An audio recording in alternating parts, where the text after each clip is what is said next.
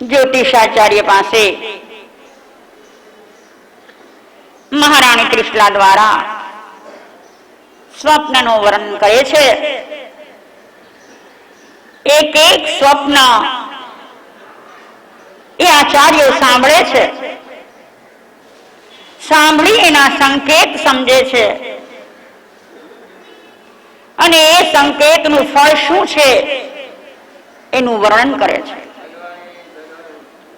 જુઓ, મહાપુરુષોને, જ્ઞાનીઓને, સાધકોને આવતા સ્વપ્નો સાંકેતિક હોય છે. કંઈક ને કંઈક એ ફળ આપતા હોય છે. બાકી સર્વસામાન્ય જીવ જે સંસારની જથામાં પડ્યો છે, રાગાદિના દોષોથી ઘેરાયેલો છે, અંતઃકરણની નિર્મળતા જેની અવરાઈ ગઈ છે, એવા જીવને સ્વપ્ન આવે પગ માથા વગરના, ઠેકાણું ન હોય, આખો દિવસ જે વિચારો કર્યા હોય અને એના જે માનસ પર સંસ્કાર કર્યા હોય એ સંસ્કારો સ્વપ્નમાં જાગૃત થઈ જાય છે. પણ તીર્થંકરની માતા તીર્થંકર ગર્ભમાં આવ્યા પછી તીર્થંકરમાં જે શક્તિ રહેલી છે એ ગર્ભમાં છે. હજુ તો 82 રાત્રિ ગઈ છે, પણ ગર્ભમાં રહેલા એ જીવની જે તાકાત છે, એની અંતઃકરણની નિર્મળતા છે, એમાંથી નીકળતા જે વાઇબ્રેશન છે એ વાઇબ્રેશન માતાના ચિત્તને અસર કરે છે અને એ ચિત્તને અસર કરીને ગર્ભમાં આવેલો બાળક કેવો થવાનો છે એ સ્વપ્ન સંકેત રૂપે આપે છે. તો આ સ્વપ્નો સાંભળ્યા જ્યોતિષીઓએ અને એ સ્વપ્નનો અર્થ વિસ્તારથી સમજાવવા જ્યારે રાજા અને રાણી બંને આગ્રહ કરે છે ત્યારે એમણે એ સમજાવ્યા છે કે હે રાજન, सिंह डीठो तो सिंह वीरता का प्रतीक है, हाथी निश्चल है होता. સિંહ એ વીરત્વનું પ્રતીક છે. સિંહ કોઈથી પાછો પડતો નથી અને માટે જે વનરાજ કહેવાય છે, જંગલનો રાજા કહેવાય છે, તો એ વીરતાનું પ્રતીક છે. માતા, તમારી કુક્ષીએ આવેલો જીવ એવો શૂરવીર થશે કે એની સામે કોઈ ટકી નહીં શકે. હાથી નિશ્ચલ હે હોતા, હાથી જોયો, હાથી અડગ હોય છે. યુદ્ધમાં હાથીઓને આગળ કરવામાં આવે છે અને બલભલા શત્રુની સામે એ હાથી પોતાના સ્વામીને જીતાડી દે છે. તમારી કુક્ષીથી જે પુત્ર ઉતરશે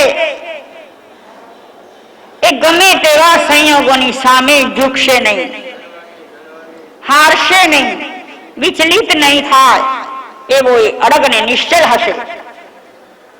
પુષ્ટ બેલ દ્રઢતા કા દ્યોતક કર્મઠ મંગલમય હોતા. વૃષભ જોયો કેવો,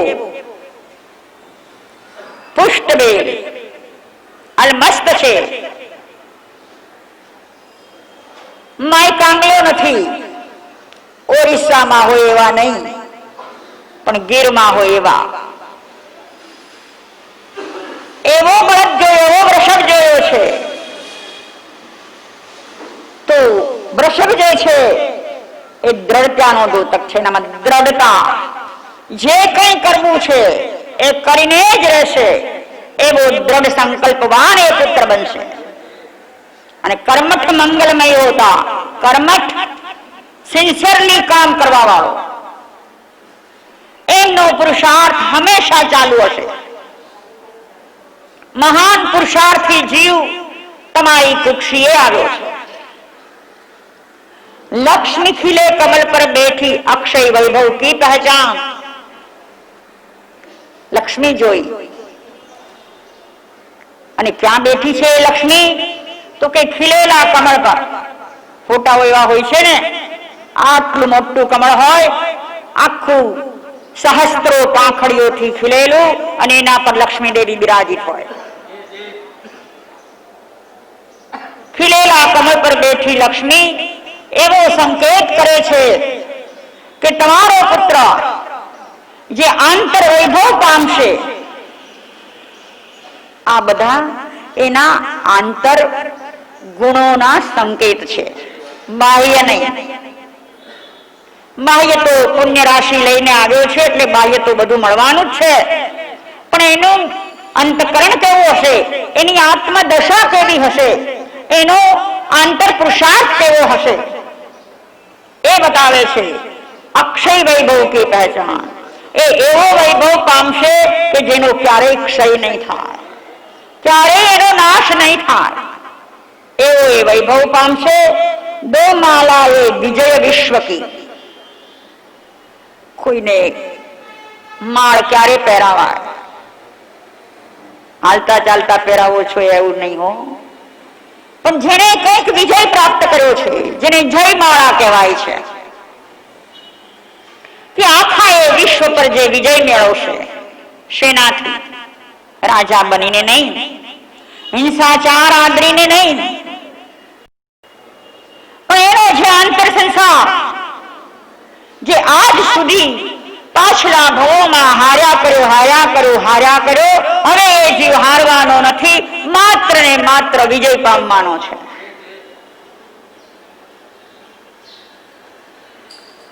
ચંદ્ર અચલ સુખ કા વરદાન. અમી જર્યો ચંદ્ર જોયો, વાદળાની આડો છુપાયેલો નહીં, પૂર્ણ કળાએ ખીલેલો અને જેમાંથી શીતળતા વરસી રહી છે, એવો ચંદ્ર એમણે જોયો છે. અચલ સુખ કા વરદાન.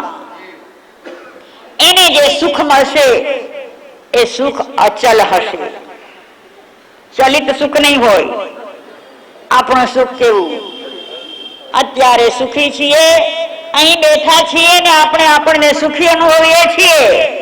અહીંથી ઉઠીને બહાર જશું, ખબર નથી સુખી આવીશું કે દુખી આવીશું, કદાચ દુખી પણ થઈ જઈએ. પણ હે માં, તારો પુત્ર એવા સુખને પામશે કે જે સુખનું ચલિત નહીં થાય, એવું અચલ સુખનું વરદાન લઈને આવ્યો છે. ઉદિત સૂર્ય ઉત્કર્ષ बताता जिसकी दीप्ति अहर्निश में. ઉગતો સૂર્ય, એક ઉગતો સૂર્ય જોવો, એક આથમતો સૂર્ય જોવો, બંનેમાં ફરક છે ને. દેખાવમાં સરખું લાગે છે, ઉગતો સૂર્ય પણ લાલ છે, આથમતો પણ લાલ છે, પણ ના, ઉગતો સૂર્ય એની દીપ્તિ સાથે લઈને આવે છે, પ્રકાશ આભા સાથે લઈને આવે છે કે તારો પુત્ર એવો પ્રકાશમાન હશે કે એની દીપ્તિ રાત અને દિવસ પ્રકાશ્યા કરશે. સૂર્ય ખાલી દિવસે પ્રકાશે છે, રાત્રે ચાલ્યો જાય છે અને અંધકાર છવાય છે, પણ તારો પુત્ર પોતાના અંતઃકરણમાં અને બહાર સ્વ પર બધી જગ્યાએ પ્રકાશ ફેલાવનારો હશે. ફહરાતા ધ્વજ કીર્તિ પતાકા યશ ફેલાએ દશ દિશા में. ધ્વજ જોયો, કેવો લહેરાતો ધ્વજ. એક ધ્વજ પડી ગયેલો હોય ને એક લહેરાતો હોય, બેમાં બહુ અંતર. પડી ગયેલો ધ્વજ છે એમાં નેગેટિવિટી છે, અને લહેરાતો ધ્વજ છે પોઝિટિવિટી છે. તારા કુમારની કીર્તિ, એનો યશ દશે દિશામાં ફેલાશે. लहराता ध्वज, कीर्ति पताका यश फैलाए दश दिशा में, ढका कलश सौभाग्य चिन्ह है।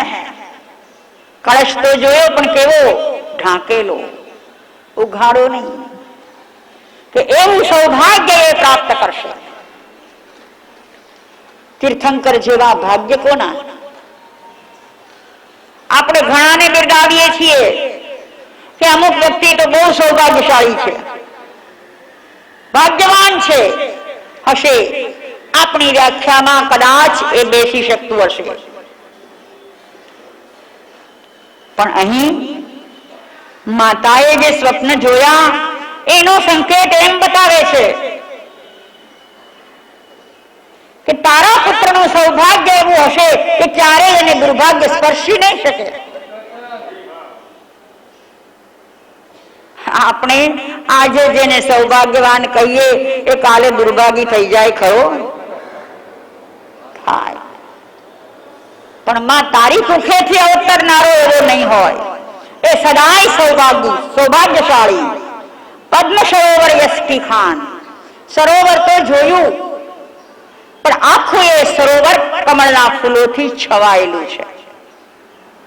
ક્યાંક ક્યાંક ક્યારેક ક્યારેક એવું જોવા મળે કે એક સરોવર હોય અને એ સરોવરમાં એટલા કમળ હોય કે આપણને એમ લાગે કે આ કમળનું ખેતર છે, પાણીનું દર્શન પણ ન થાય. તો આમણે પણ જે જોયું છે એ ખીલેલા કમળ આખા એ સરોવરમાં છવાઈ ગયા છે કે યશકી ખાન એટલો યશ પ્રાપ્ત કરશે. સાગર કા ગર્જન બતલાએ યુદ્ધ વીર કી યહ પહેચાન. ગરજ તો સાગર, ધરતી હોય ને ત્યારે ગરજતો હોય, એવો ગરજે.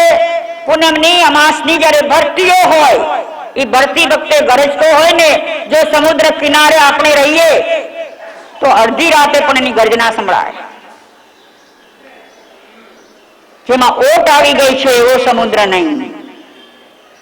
ગરજતો સાગર તે જોયો, એ સાગર એમ કહે છે યુદ્ધ વીર કી યહ પહેચાન. એ યુદ્ધ કરશે. કર્યું છે ને યુદ્ધ, બાહ્ય શત્રુઓ સાથે નહીં,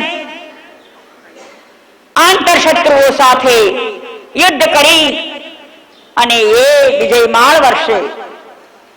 देव विमान दिखा जो नभ में, अंतर का उत्थान महान. આકાશની અંદર દેવ વિમાન જઈ રહ્યું છે. માતાને સ્વપ્નમાં એ દેખાયું છે. તારો પુત્ર જન્મ્યા પછી દિન પ્રતિદિન આંતર ઉત્થાન એવું કરશે કે ઉત્થાનની ચરમ કોટીએ પહોંચી જશે. આવો પુત્ર હે માતા તારી કુક્ષીમાં આવ્યો છે. દેવ વિભૂષિત જીવ પ્રગટ હોય સે સત્ય કરતેલો જાન. એટલું જ નહીં, તે દેવ વિમાન જોયું એનો અર્થ એ પણ થાય છે કે તારા દીકરાને દેવો પણ પૂછશે.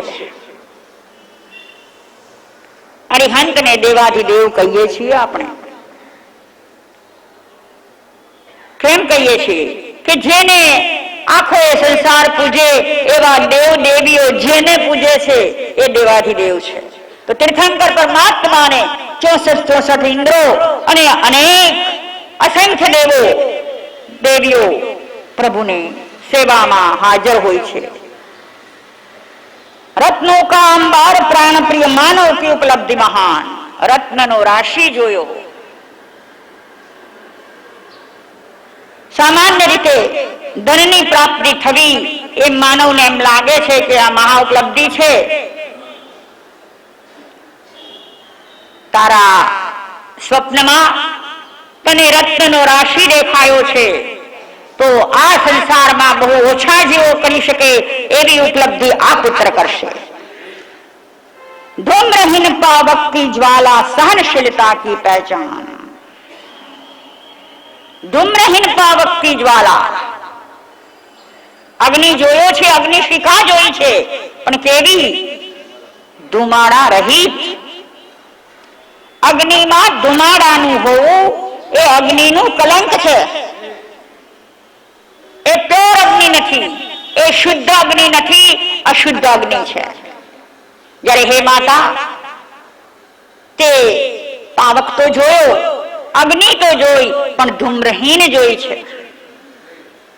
એટલે વિશુદ્ધ અગ્નિ જોઈ છે. એનો અર્થ એ થાય છે કે અગ્નિમાં ગમે તે નાખો, બધાને ભસ્મ કરી નાખે છે. તારો પુત્ર એટલો સહનશીલ હશે કે જે કંઈ આવશે એ બધું પી જશે, બધાને સહન કરી શકશે. એવો મહાન શક્તિમાન, મહાન સહનશીલ એવો પુત્ર તારી કુક્ષીએ આવ્યો છે. જુઓ તો ખરા, આવેલો એક જીવ કેટલા સુલક્ષણો લઈને આવ્યો છે. શું છે આ? એ જીવની મહાનતા ક્યાં છે, કેવી છે? માત્ર પુણ્યનો રાશિ લઈને આવ્યો છે એટલું નહીં, તીર્થંકર નામ ગોત્ર એ સર્વોચ્ચ પુણ્ય તો છે જ, એની ના નથી. પણ એથી વિશેષ અંતકરણની જે સમૃદ્ધિ લઈને આવ્યો છે, આત્માની વિશુદ્ધિ લઈને આવ્યો છે, અક્ષય વૈભવ લઈને આવ્યો છે, એની મહાનતા છે. આવો મહાન જીવ હે માં, તારી કુક્ષીએ આવ્યો છે. તું રત્ન કુક્ષીની છે. એ રત્નને જન્મ આપવાનું સૌભાગ્ય તને પ્રાપ્ત થશે. અને બ્રાહ્મણો જ્યાં કહે છે, રાજા સિદ્ધાર્થ સિંહાસનથી ઉભા થાય છે, ત્રિશલા પાસે જઈને બે હાથ જોડીને વંદન કરે છે કે ભાવિ તીર્થંકરની માતા તરીકે હું તમને હાથ જોડી વંદન કરું છું. કેવો મહિમા હશે! જરા આ વાતને, આ સ્વપ્નના સંકેતોના ભાવોને આપણી વિચારણામાં, આપણા ચિંતનમાં, આપણા મંથનમાં ઉતારીને વિચારીએ તો એમ થાય કે એ વખતે રાજા સિદ્ધાર્થ અને રાણી ત્રિશલા એને શું શું થયું હશે. કેવો આનંદ, કેવી પ્રસન્નતા! એ હરખનો કોઈ પાર નહીં હોય. પોતાની જાતની સૌભાગ્યશીલતા કેટલી હશે, કેવી માની હશે એને. આ સંયોગ સર્વને નથી મળતો. આ સંયોગ કોઈકને જ મળે છે. અને આવો સંયોગ રાજા સિદ્ધાર્થ અને રાણી ત્રિશલાને મળ્યો છે. એ પછી રાણી ત્રિશલા આ ગર્ભનું સુંદર રીતે પાલન કરે છે. અને એ પહેલા રાજા સિદ્ધાર્થ જ્યોતિષાચાર્યો પાસેથી આ બધા સંકેતો સાંભળીને અખૂટ ધન આપે છે. શું આપું ને શું ના આપું, કેટલું આપું કેટલું ના આપું, મારો સારો ખજાનો લૂંટાવી દઉં એવો ભાવ થાય છે. કારણ કે આ પરમ પરમ પરમ સૌભાગ્ય રાજા સિદ્ધાર્થને જ મળ્યું છે, રાણી ત્રિશલાને જ મળ્યું છે. સર્વ માતા પિતાઓને આ મળતું નથી. આવું સૌભાગ્ય એને મળ્યું છે. એટલે જ્યોતિષાચાર્યોનું બહુનો દાળદર ફૂટી જાય, 7 પેઢી સુધી ચાલે એટલા ધનથી એને સંતોષી દીધા છે. જ્યોતિષાચાર્યોને માનપૂર્વક વિદાય કરવામાં આવે છે અને મહારાણી પોતાના મહેલમાં પધારે છે, ધર્મ ધ્યાનમાં સમય વિતાવે છે. એની પ્રકૃતિનું પરિવર્તન થઈ જાય છે. રાણી સાત્વિક જ હતા, સાત્વિક જ હતા. કારણ કે એવી સત્વશાળી નારી ન હોય તો તીર્થંકર એની કુક્ષીએ અવતાર લે જ નહીં. માફ કરજો મારા ભાઈઓ, મારી વાલી બહેનો, મને માફ કરજો, પણ એક વાત કહી દેવાનું મન થાય છે કે લોકો પ્રશ્ન પૂછે છે કે કૃષ્ણએ વચન આપ્યું હતું, સંભવામી યુગે યુગે, જ્યારે જ્યારે આ સંસારમાં અધર્મનું સામ્રાજ્ય પ્રવર્તશે, ધર્મીઓ દુઃખી થશે, ત્યારે ત્યારે ફરી ધર્મનું સંસ્થાપન કરવા હું આવીશ.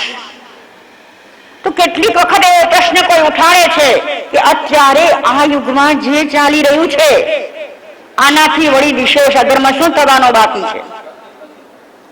જે ભ્રષ્ટાચાર, જે વ્યભિચાર, જે પાપો, મારા કરતા વિશેષ તમે જાણો છો કે તમારા સમાજમાં શું થઈ રહ્યું છે, તમારી દુનિયામાં શું થઈ રહ્યું છે તમે જાણો છો. આનાથી હવે વધારે વધે એવું કઈ દેખાય છે? તો પ્રશ્ન કેમ નથી આવતા? અને એક એવા જિજ્ઞાસુએ જઈને બ્રહ્માને પ્રશ્ન પૂછ્યો, બ્રહ્મદેવ હવે તો કૃષ્ણને કયો અવતાર લે? દુનિયા દુખી થઈ ગઈ છે. અને બ્રહ્મા આખી એ સૃષ્ટિ પર નજર ફેરવે છે, નિરાશ થઈ જાય છે કે એવા યુગ પુરુષને જન્મ દેવા માટેની યોગ્ય માતા મને જણાતી નથી. આપણું ઘોર અપમાન નથી આ? તમારું ઘોર અપમાન નથી આ? કે ભગવાનને જન્મ તો લેવો છે, તમને દુઃખોમાંથી દૂર કરવા છે, તમે જે ત્રસ્ત થઈ રહ્યા છો એ ત્રાસમાંથી તમને સહારો આપવો છે, પણ શું કરે? એ શું કરે? એ પણ સહાય થઈ ગયો છે કે મારે જન્મ લેવો તો કઈ કુક્ષીમાં જઈને લેવો. માટે જ તીર્થંકરની માતા બનવાનું જેને સૌભાગ્ય મળ્યું છે એ મહાન રત્ન કુક્ષિણી માતા છે. અને એટલે જ રાણી ત્રિશલા સાત્વિક ભાવોથી, સુસંસ્કારોથી ભરાઈ છે, નિત્ય પ્રતિદાન આપે છે. અને જેમ જેમ દાન આપે છે તેમ તેમ રાજ્યની અંદર ધન ધાન્યની વૃદ્ધિ થતી જાય છે. અને યાદ રાખજો, તમારા અંતરમાં ત્યાગવાની, દાન દેવાની જો સાચી ભાવના હોય, કોઈના દબાણથી નહીં, કોઈના કહેવાથી નહીં, પણ તમને જે કંઈ મળ્યું છે એમાં બીજા પણ સહભાગી થાય, બીજા પણ કંઈક પામે, બીજાઓને પણ કંઈક મળે, અને એવો અહંકાર રહિત, હું આપું છું માટે હું મહાન છું, એ જાતના અહંકાર રહિત જો તમે દાન આપો છો તો એ દાન 100 ગણું ફળ આપે છે. અંતરમાંથી પરિગ્રહની આસક્તિ તોડે છે અને બાહ્યમાં તમે વધુ સમૃદ્ધ બનો છો. પણ એવા ભાવથી અપાય તો મહારાણી નિત્ય પ્રતિ સોનૈયાઓનું દાન દે છે અને રાજ્યમાં ધનધાનની વૃદ્ધિ થતી આવી છે.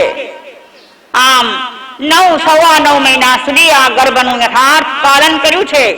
અને હવે ભગવાન મહાવીરને જન્મ લેવાનો અવસર આવી ચૂક્યો છે, સમય થઈ ગયો છે. હવે એ જીવનો આ અંતિમ જન્મ છે. વારંવાર વારંવાર વારંવાર જન્મ ને મરણ થતા હતા, હવે અહીંથી એ પૂરું થાય છે. બંધુઓ, ભગવાન મહાવીરના ભૂતકાળ વર્તમાનને જોઈને આપણા અંતરમાં એ ભાવના જાગવી જોઈએ કે હે પ્રભુ, મારું પણ આવું ક્યારે થશે? અનંત કાળથી જન્મ મરણ કર્યા જ કરું છું, હવે એનો અંત આવવો જોઈએ, હવે છેડો આવી જવો જોઈએ, હવે નથી જોઈતું આ કાંઈ. ભલે અત્યારે ગમે તેટલું મળ્યું હોય, લાખો નહીં, કરોડો નહીં, અરબો નહીં, ખરબો નહીં, એથી વિશેષ પણ હોય, પણ કાંઈ નથી. તુચ્છ છે. ભલે તમને સાધન મળી જતા હોય, સગવડતાઓ મળી જતી હોય, ઇન્દ્રિયોના વિષયો મળી જતા હોય, પણ અંતરમાં સંતોષ નથી મળતો, અંદરમાં શાંતિ અને સમાધિ નથી મળતી. એ સાચી શાંતિ ને સમાધિ આમાં રહેલી જે શક્તિ છે, આમાં રહેલા જે ગુણો છે, એ ખીલવવામાં જ છે. તો હવે એ પ્રભુનો જન્મ થવાનો છે, એ ક્યારે થાય છે? અને એ અવસરે ક્ષત્રિય કુંડ નગરનું પ્રજાજક છે, એના હૃદય પણ કેવા ઉછળી રહ્યા છે. જે નગરીમાં અને જે દિવસે સ્વપ્નના અર્થો સાંભળ્યા ત્યારે દરબાર ભરાયેલો હતો.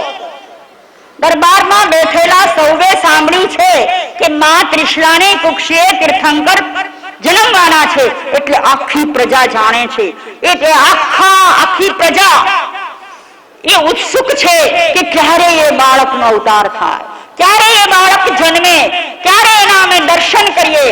આખા શક્તિકુંડ નગરની અંદર એક એક વ્યક્તિના અંતરમાં પરમ પરમ પરમ ઉત્સુકતા છે. સૌ ઉછળી રહ્યા છે કે હવે સમય આવી રહ્યો છે, હવે સમય આવી રહ્યો છે, હવે સમય આવી રહ્યો છે. અને આપણે ભાગ્યશાળી છીએ છત્રીકુંડ નગરવાસીઓ કે આપણા નગરમાં તીર્થંકર જન્મ લેશે. એટલે આવી ઉલ્લાસભર્યા વાતાવરણની અંદર હવે પ્રભુને જન્મવાનો સમય થયો છે, જે આપણે થોડું કે 5-7 મિનિટમાં પ્રેક્ટિકલ જોવું છે એ આપણે જોઈ લેશું. એ પહેલા કીર્તિભાઈ, રાણી ત્રિશલાની કુખેથી જન્મ લેશે એ પહેલા આપણે થોડું દ્રશ્ય જોઈશું, પછી શ્રાવ્ય. કાળના અંતિમ તીર્થંકર, ભગવાનની માતા બનવાનું જેને સૌભાગ્ય મળ્યું એ સ્ત્રી અતિ મહાન છે. એની કુક્ષી રત્ન કુક્ષી કહેવાય છે. આચાર્ય માનતુંગ સૂર્યે તીર્થંકરની માતાને જે રીતે બિરદાવ્યા છે એ બહુ અનુપમ રીતે બિરદાવ્યા છે. આપણે સૌ પણ આચાર્યની સાથે સાથે માતા ત્રિશલાને બિરદાવવા છે. સાથે બોલીશું આપણે, સ્ત્રીણામ શતાની શતશો જનયન્તિ પુત્રાં નાન્યા શ્રુતાં ત્વાદુપમાં જનની પ્રસૂતાં.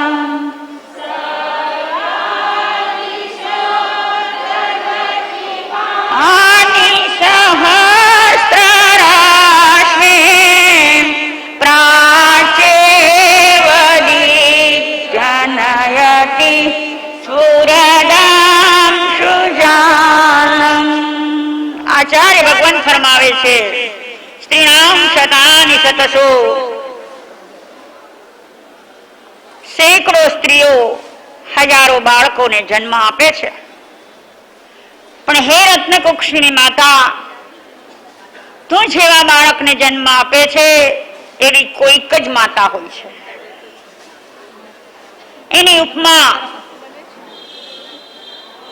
પૂર્વ દિશા સાથે સરખાવીને કહે છે કે આખા આભમાં અનેક ગ્રહો, તારાઓ, નક્ષત્રો ફેલાયેલા હોય છે, પણ આદિત્યને એટલે કે સૂર્યને જન્મ આપનારી એક પૂર્વ દિશા જ છે કે જે પૂર્વ દિશા સૂર્યને જન્મ આપીને માત્ર ગગનમંડળને જ નહીં પણ પૂરી ધરતીને પ્રકાશથી ભરી દે છે. તો હે માતા, તે જે લાલને જન્મ આપ્યો છે એ લાલ ત્રણેય લોકનો અધિપતિ, દેવાધિદેવ, નાથ, મુગટમય બનીને આખા એ લોકના દારિદ્ર્યને ટાળી દેશે, સંસાર માર્ગેથી સૌને પાછા વાળશે, મોક્ષનો માર્ગ બતાવી અને સૌને આત્મવૈભવથી સબર બનાવી દેશે. તો આવી માતાઓ ભાગ્યશાળી છે. હમણાં અમારી અમીષાબેને પણ એવી ભાવના રજૂ કરી કે અત્યારે તો આ એક નાટક છે, કૃત્રિમતા છે, પણ અત્યારે એને વર્ધમાન કુમારની મહાવીરની માતા બનવાનું આવું સૌભાગ્ય થોડી વાર માટે મળ્યું અને એ કૃત્રિમ રૂપે પણ એના અંતરની એક ભાવના બોલી રહી છે કે હે પ્રભુ, એક જન્મ એવો મને આપ કે જન્મમાં હું ખરેખર તીર્થંકરની માતા બનું. આ સૌભાગ્ય ઓછું નથી હોતું. તીર્થંકર જેવો મહાન આત્મા જેની કુક્ષીમાં રમે એ માતા કેટલી પુણ્યશાળી હોય, એ કેટલી સાત્વિક હોય, કેટલી સંસ્કારી હોય. તો આવી માતાની કુક્ષીએ મહાવીરે જન્મ લીધો. જન્મ લઈને એમણે જે કર્યું એ પણ હવે આપણે થોડું જોઈ જવું છે, મૂલવવું છે. એ બાળક આપણા બાળક જેવો ન હોય. જન્મ તો માતાની કુક્ષીએ જ લેવો પડે. જ્યાં સુધી મોક્ષ નથી થયો, મનુષ્ય બહુ કામો છે, તો માતાની કુખેથી જન્મવું પડે. તીર્થંકર થવાનો જીવ કોઈ અદ્ધરથી આવે નહીં, માતાની કુક્ષીથી જ જન્મ લે. તે છતાં સર્વસાધારણ બાળક અને આ બાળક એમાં ખૂબ ફરક છે, કારણ કે આ બાળક સાથે આંતર સમૃદ્ધિ લઈને આવ્યો છે. એની આંતર સમૃદ્ધિ એના બાલ્યકાળમાં દેખાય છે, બાલ્યકાળની ક્રીડાઓમાં દેખાય છે, બાલ્યકાળની રમતોમાં દેખાય છે. એ કેવી કેવી દેખાય અને એ બાળક કેવો હોય, ત્યારે કલ્પના તો કરજો. ભગવાન મહાવીરના જન્મ દિવસને મનાવો છો, ચૈત્ર સુદ 13 પણ અને આજે પણ એ જ્યારે મનાવો ત્યારે કોક વાર કલ્પના કરજો કે એ શિશુ જન્મ્યો હશે, એ જન્મ્યા પછી મા બાપે એને કેવી રીતે ઉછેર્યો હશે અને એ બાળક મા બાપ સાથે કેમ વર્ત્યો હશે. કેટલીક માતાઓ કે છે એવો કડિયાઓ છે ને આખી રાત સુવા નથી દેતો, બધાને માથે લે, આખા ઘરને માથે લે.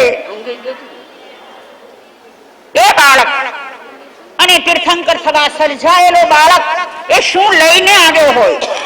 મને લાગે છે કે ભાઈઓ, મારી બહેનો, રોજ ભગવાન મહાવીરનો જય જયકાર કરીએ છીએ, પણ ક્યારેય મહાવીરના જીવન વિશે વિચારતા નથી કે એમનું જીવન કેવું હશે. કલ્પના તો કરીએ. બાળ વયમાં, કિશોર વયમાં, યુવા વયમાં, લગ્ન જીવનમાં, સંસાર જીવનમાં અને એ પછી દીક્ષા જીવનમાં એ જીવ કેવી રીતે જીવ્યો. એને પણ બાહ્ય સંસાર સાથે જીવવું પડ્યું છે. સૌ જાણીએ છીએ કે ભગવાનની દીક્ષા બહુ મોડી થઈ. માતા પિતા હતા ત્યાં સુધી દીક્ષા નહોતી લેવી. 30 વર્ષની ઉંમરે જેની દીક્ષા થાય છે એ 30 વર્ષ સુધી સંસારમાં રહ્યો છે. પત્ની છે, પુત્રી છે, મા બાપ છે, ભાઈ છે, બધા જ છે, એની સાથે કેવી રીતે જીવ્યો છે અને તે છતાં પોતામાં રહેલી જે અનુપમ શક્તિ છે એ શક્તિનું દર્શન કેવી રીતે કરાવ્યું છે એ પણ આપણે જાણવું છે અને આપણે માનવું છે. તો હવે પછીના દિવસોમાં, આજે 5મો દિવસ પર્યુષણનો, 3 દિવસ આપણા હાથમાં છે. છેલ્લો દિવસ તો આપણે આપણા અંતઃકરણને વિછળવામાં કરવાનો છે. આમાંથી મેળ કાઢવામાં, દેર ઝેરને કાઢવામાં, કોઈ માટેની ખોટી ઇમ્પ્રેશનો આપણા માઇન્ડમાં આવી હોય એને કાઢવા માટે છેલ્લો દિવસ હશે. પણ કાલ અને પરમ દિવસ 2 દિવસ માત્ર ને માત્ર મહાવીરને જોવા છે, જાણવા છે અને એને માણવા છે. જેને ત્યાં નાનું બાળક હશે એને ખબર હશે કે એ બાળા રાજાને ઘરમાં ઉછેરતા કેટલું માણો છો. દાદાઓ થાવ છો તો કેવા આમ ફૂલાવ છો. બાળકના દાદાઓ, ગામનો દાદો નહીં. કેવું માનો છો? તો જે તીર્થંકર બાળ રૂપે જન્મ્યા છે એના માતા પિતા કે એના સ્વજનો એને કેવી રીતે માનતા હશે એ કલ્પના કરીને આપણે પણ એ મહાવીર ને માણવા છે, જાણવા છે, અંતરમાં સ્થાપવા છે, આપણા અણુયાણુમાં ઉતારી દેવા છે અને મહાવીરમય બની જવું છે. હવે મહાવીરમય કેમ બનશું એ વાત અવસરે કહેવાશે.